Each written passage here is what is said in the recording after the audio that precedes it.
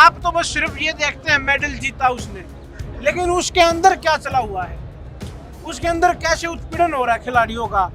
आप जब तालियां बजाते हैं हमारे लिए जब हम मेडल जीतते हैं, तो आपको हमारे लिए आप यहाँ भी आपको हमारा समर्थन करना पड़ेगा, नहीं तो आने वाले समय की जो खिलाड़ी होंगे वो एक बस मदारी का बंदर बन जाएंगे। बोलते तो ये हैं कि कुश्ती को बढ़ावा दे रहे हैं, लेकिन कुश्ती का इतना नुकसान कर दिया है, इसलिए सभी रेसलर्स को अब इकट्ठा होना पड़ा। इन दो नेशनल्स में ना तो कुछ प्राइज मनी है, ना कोई स्टेट से स्कॉलरशिप का प्रावधान है उसके अंदर, तो उसमें बच्चा क्या करेगा। इसके अलावा उन्होंने अपने इंटरव्यू में Haryana versus rest of the India करने की भी कोशिश की है, कहा कि ये हरियाणा वाले सारे भारत का खाना चाहते हैं, इस किस्म की बातचीत भी की है, जातिवाद का भी आरोप लगाया आप खिलाड़ियों के ऊपर। हरियाणा से gold medalist Neeraj Chopra, Olympic gold medalist Ravi Dahiya, Bajrang Punia, Vinesh, यार कितने ओलंपिक मेडलिस्ट हरियाणा ने दिए हैं, तो आप उनको नुकसान करके दूसरे का कैसे फायदा कर सकते हैं। चमचागिरी करनी होती है तो यहाँ थोड़ी बैठते। अब और पहलवानी भी करेंगे, लेकिन जीतने के बाद कंटिन्यू रहेगा वो। तोमर जी तो ऐसी सीट पे बैठ के जैसे मसीहा हो गए वो, तो उनका तो ऐसा है, डिक्टेटरशिप उनकी भी बड़ी चलती है। बेटे को बना दिया उन्होंने अपने यूपी का प्रेसिडेंट या वाइस प्रेसिडेंट बनाया था, और जो उनका दामाद है वो बिहार का प्रेसिडेंट है, और जो हरियाणा के जनरल सेक्रेटरी हैं जो राकेश कोच, वो भी इनकी सपोर्ट में बोल रहे हैं पूरे।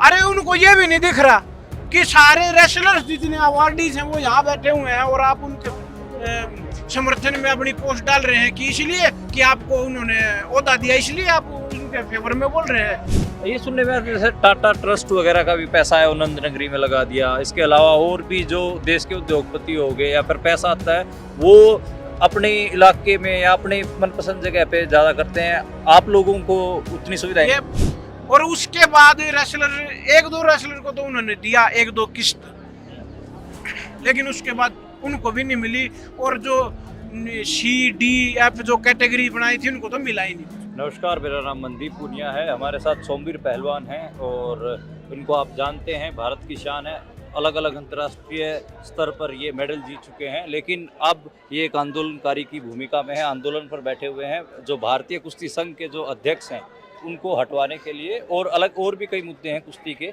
इनसे बात करेंगे कि क्यों अंतर्राष्ट्रीय पहलवानों को सड़क पर उतरना पड़ा, क्या कारण है। सबसे पहले तो सोमवीर यही पूछना चाहेंगे कि क्या कारण, आप क्यों सारे पहलवान आप लोग इकट्ठा हुए और ये फैसला लिया कि आप जंतर मंतर पर आकर धरना दे रहे हैं। काफी टाइम से जो फेडरेशन है वो अपने ही रूल बना के कुछ भी बना देते हैं। वो वजन लेने की प्रक्रिया है, कंपटीशन कराने की प्रक्रिया है, कोई कैंप में रहने के जो गाइडलाइंस है, या अलग अलग टीम को जो पहले 2 टीम लड़ती थी हरियाणा रेलवे और सर्विसेज की, उसको एक एक कर देना। बोलते तो ये हैं कि कुश्ती को बढ़ावा दे रहे हैं, लेकिन कुश्ती का इतना नुकसान कर दिया है, इसलिए सभी रेसलर्स को अब इकट्ठा होना पड़ा। एक प्रतिबंधों का भी बड़ा जिक्र सुनने में मिलता है कि कभी किसी खिलाड़ी के ऊपर किस बात का प्रतिबंध लगा दिया, कभी कुछ कर दिया, कभी किसी के ऊपर डिसिप्लिनरी एक्शन कर लिया। अगर कोई चोट में है खिलाड़ी, अगर वो रिकवर करने की कोशिश करा तो उसके ऊपर कंपटीशन खेलने का दबाव, ये पूरा सवाल क्या है। ये सवाल मैं शुरू करता हूँ। जैसे कल प्रेसिडेंट साहब ने बोला अपने इंटरव्यू में कि पहले 3 नेशनल होते थे, हमने 23 कर दिए, बड़ी अच्छी बात कर दी। 23 नेशनल किए तो मिलना तो कुछ चाहिए ना, 23 से मिला क्या? मिला कुछ नहीं, अपने पास से और देने पड़ते हैं, तो ये बड़ा हुआ या नुकसान हुआ। जो एक सीनियर नेशनल होता था, एक उसी नेशनल का जो सर्टिफिकेट है ना, वही नौकरी में हेल्प करता है लेने के लिए, उसी का रिकमेंड होता है नौकरी के लिए, सर्विस के लिए, बाकी किसी को नहीं होता। एक उसको तो, और उसमें अगर हम स्टेट की बात करें, स्टेट में भी उसी जो वो सर्टिफिकेट है उसी का स्कॉलरशिप मिलता है। उसकी एक एक टीम काट दी सीनियर नेशनल की, फिर लगा दिया एक रैंकिंग टूर्नामेंट कर दिया, एक ग्रैंड प्रिक्स टूर्नामेंट कर दिया, इस चीज में इन दो नेशनल्स में ना तो कुछ प्राइज मनी है, ना कोई स्टेट से स्कॉलरशिप का प्रावधान है उसके अंदर। तो उसमें बच्चा क्या करेगा उसमें जब, और ये कंपटीशन होते हैं कितनी दूर, 1500 किलोमीटर, 2000 किलोमीटर। वहाँ जब एक रेसलर अपने पास पैसे लगा के ट्रैवल करके और वहाँ होटल वगैरह में रहता है, वहाँ कितना कितना पैसा लगाता है, उसको मिला क्या? कुछ भी तो नहीं मिला, बल्कि उसके जेब से और चले गए। वो तैयारी क्या करेगा आगे? उसके पास इनकम सोर्स क्या है? वो देश को कैसे रिप्रेजेंट करेगा? उसकी नीड्स को कैसे पूरा किया जाएगा? ये एक मुद्दा है। अरे इसमें एक और बात बार बार उभर के आ रही है कि महिला खिलाड़ियों ने बोला कि सेम होटल में ही वो कमरा लेते थे और अपने कमरे का दरवाज़ा, और यौन उत्पीड़न की भी मामले आए हैं। इसके अलावा उन्होंने अपने इंटरव्यू में Haryana versus rest of the India करने की भी कोशिश की है, कहा कि ये हरियाणा वाले सारे भारत का खाना चाहते हैं। इस किस्म की बातचीत भी की है, जातिवाद का भी आरोप लगाया आप खिलाड़ियों के ऊपर। अब जो उन्होंने रेस्ट की बात की कि मैं कमजोरों का साथ दिया, मैंने, उन्होंने ये बोला कल, उस चीज में क्या साथ दिया? आप ये बताइए, दो थाली है, एक में 2 रोटी है, एक में 2 रोटी है, आपने ये उठा के उसमें रख दिया। फिर इनके साथ क्या किया आपने? एक जो रेसलिंग कहाँ से, जो स्पोर्ट्स कहाँ से आता है, हरियाणा में सभी हर तरह के, हरियाणा से gold medalist Neeraj Chopra, Olympic gold medalist, Ravi Dahiya, Bajrang Punia, Vinesh, यार कितने ओलंपिक मेडलिस्ट हरियाणा ने दिए हैं। तो आप उनको नुकसान करके दूसरे का कैसे फायदा कर सकते हैं? हाँ, आप उनको बढ़ावा देना है। हमारे पास इतने कोचेज हमारे रेसलिंग के जो रह जाते हैं, कोई जो जॉब नहीं मिलती उनको, जो एनआईएस करते हैं, आपको बढ़ावा देना है तो आप उन कोचेज को वहाँ पे रिप्लेस कराइए, वहाँ उनको भी रोजगार मिलेगा, वो बच्चे तैयार करेंगे। ऐसे तो होता तो बढ़ावा मिलता, लेकिन ये तो बढ़ावा नहीं है कि आप उनकी रोटी उठा के उनके में रख देते हैं, ये बढ़ावा नहीं है। ये तो उनका सरासर नाइंसाफी, उनके साथ नुकसान किया आपने उनका।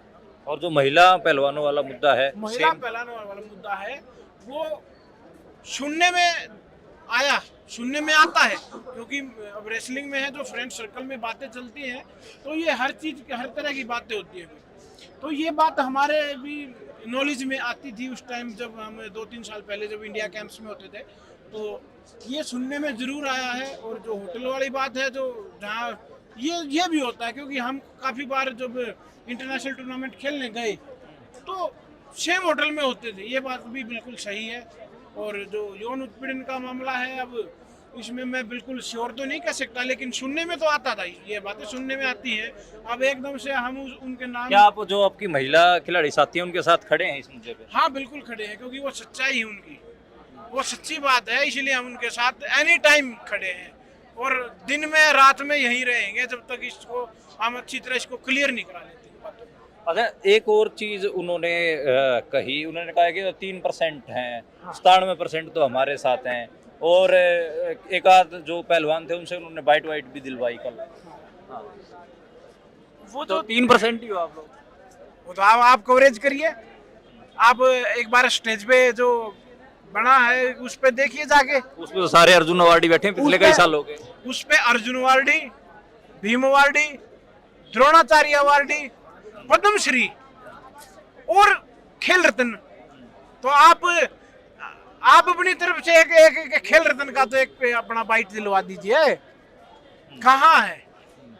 एक अर्जुन अवार्डी एक रेसलर ने दे दिया, तो अब हाँ एक गया तो 99 तो हम मान सकते हैं कि 99 तो यहाँ है, एक आपके पास जरूर है, एक लेडीज, एक गर्ल्स में है, एक बॉयज में है, एक मेंस में, वुमेन्स में, एक बाइट तो आई है उनकी स्पोर्टिंग के लिए। तो 99 यहाँ है और एक बाहर है, ये बात हम बोल सकते हैं।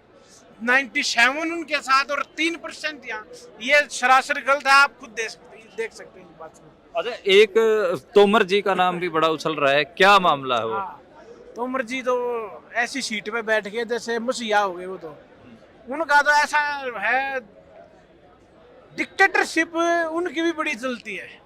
नहीं कोई मिलने जाता है, नहीं अभी आना, बैठो, अभी बैठेंगे, थोड़ी देर आके रेस्ट करेंगे चेयर पे। मैं भी गया हूँ कई बार, मैंने भी फेस किया है ये। तो ये बिल्कुल सही बात है, गिफ्ट उनको देने पड़ते हैं, उनको चमचागिरी चाहिए तो उन्हीं का काम होता है, ये बिल्कुल 100% सही बात है। तो आप पहलवानी करोगे या चमचागिरी करोगे? नहीं, चमचागिरी करनी होती है तो यहाँ थोड़ी बैठते। अब और पहलवानी भी करेंगे लेकिन जीतने के बाद कंटिन्यू रहेगा वो भी।